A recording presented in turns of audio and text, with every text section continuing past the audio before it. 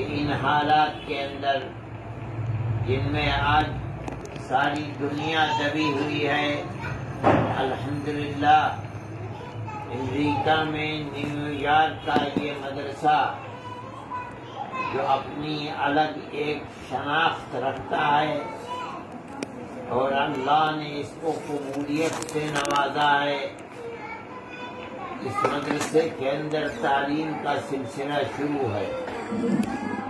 اور آج بخاری شریف جو علم حدیث کی بے مثال اور بنیادی کتاب ہے، وہ آج شروع ہو رہی ہے اور آج اس کا پہلا سبق ہے۔ میں یہ سمجھتا ہوں کہ اپنی بیماری اور علم کے اعتبار سے تحید دستی یہ چاہتی تھی کہ خود وہ استاد محترم جو بخاری کا درس طلباء کو دیں گے وہی بخاری کے سبق کی شروعات بھی کرتے،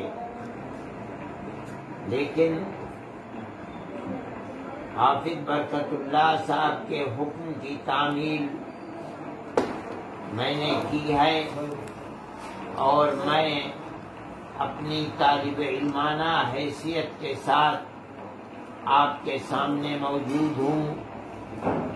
اور آج الحمدللہ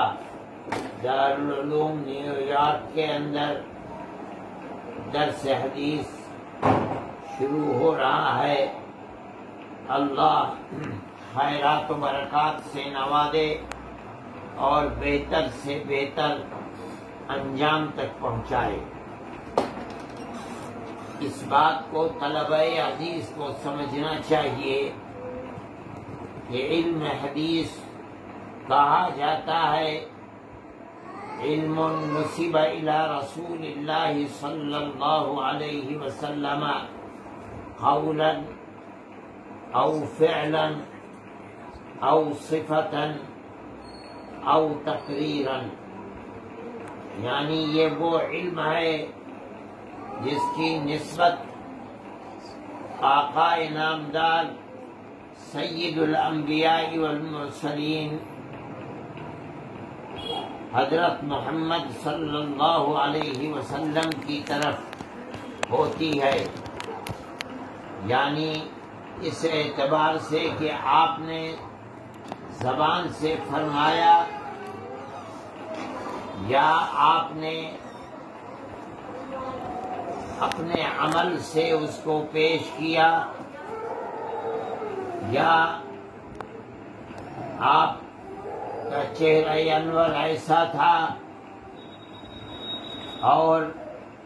آپ کا قد و قامت ایسا تھا، آپ کی صفات کیا ہیں، اور یا آپ کے زمانے میں آپ کے سامنے کوئی چیز کی گئی اور آپ نے اس کے اوپر سکوت کو اختیار کیا، جائز یا ناجائز کا حکم نہیں لگایا، تو اس کو علم حدیث کہا جاتا ہے۔ یعنی جس کا مطلب یہ ہے کہ آپ جو کچھ اس کے اندر پڑھیں گے اس کتاب کے اندر، وہ یا تو آپ کے اقوال ہوں گے کہ آپ نے یہ زبان سے فرمایا، یا آپ کے افعال ہوں گے کہ آپ نے یہ عمل کیا، آپ نے نماز پڑھی، آپ نے سجدہ کیا، آپ نے رکوع کیا، آپ نے تہجد پڑھے، آپ نے جہاد فی سبیل اللہ کیا، کس طرح کیا، نماز کیسے پڑھی، روزہ کیسے رکھا، یا آپ کی صفات ہوں گی کہ آپ اس طرح چلتے تھے، اس طرح نوش فرماتے تھے، کھاتے تھے، اس طرح پیتے تھے، یا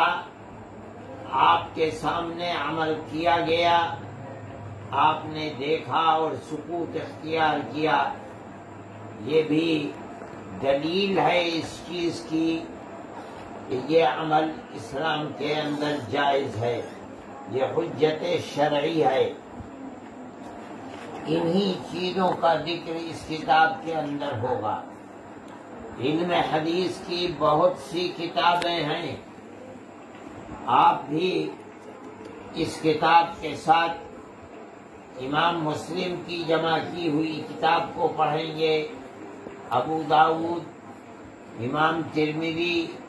امام نسائی، اور اسی طریقے پر موطا امام مالک، موطا امام محمد رحمہم اللہ، ان کتابوں کو آپ پڑھیں گے۔ لیکن امام بخاری کی یہ کتاب ان تمام کتابوں میں امتیاز کی صفت رکھتی ہے، اس لیے اس کتاب کو اصح الکتب بعد کتاب اللہ کہا گیا ہے۔ اللہ کی کتاب کے بعد یہ کتاب سب سے صحیح ترین کتاب ہے۔ جو روایات اس کے اندر آئی ہیں وہ جو اپنا درجہ رکھتی ہیں، عام طریقے پر دوسری کتابوں کے اندر احادیث جو جمع کی گئی ہیں ان کا یہ رتبہ نہیں ہے۔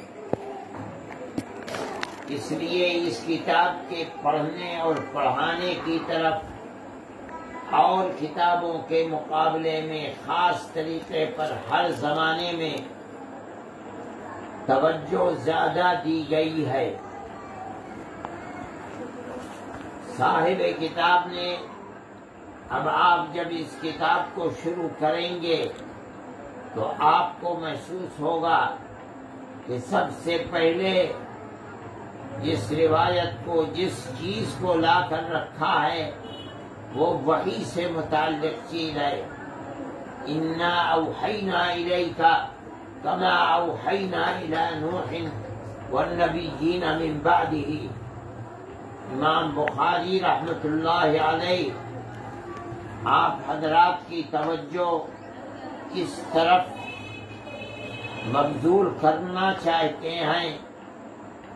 کہ اس کتاب کے اندر جو کچھ آپ اللہ کے نبی ارشاد فرماتے ہیں وہ ما ينطق عن الهوى ان هو الا وحی یوحی ہے، یعنی یہ سب وحی ہے۔ جس طرح سے وحی انبیاء سابقین کے اوپر اترتی رہی ہے جو اس آیت سے ثابت ہے، اسی طریقے پر وحی نبی کریم علیہ السلام